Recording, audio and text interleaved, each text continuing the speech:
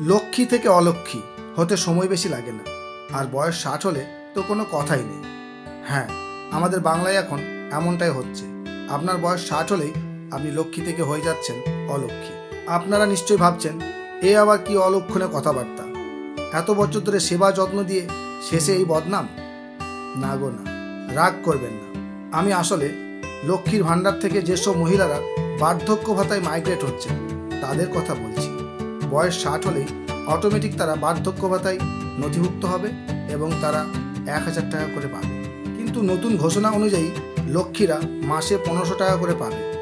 বার্ধক্য ভাতা আর বাড়ল কই, সেই কবে থেকে 1000 টাকায় রয়ে গেল। বয়স হলে রোগ ব্যাধি সমস্যা সব বাড়ে, অর্থের পরিমাণ বেশি প্রয়োজন হয়, অথচ ভাতার পরিমাণ কমে গেল। তাহলে কি বয়স্ক মহিলারা সব ভাঙাড়ি হয়ে গেল? সমাজে কি তারা মূল্যহীন হয়ে গেল? তাই মাননীয় মুখ্যমন্ত্রীর কাছে আমার স্বনির্বন্ধ অনুরোধ, যেন বার্ধক্য ভাতার পরিমাণ কিছুটা হলেও যেন বাড়িয়ে দেওয়া হয়, এটাই আমার অনুরোধ।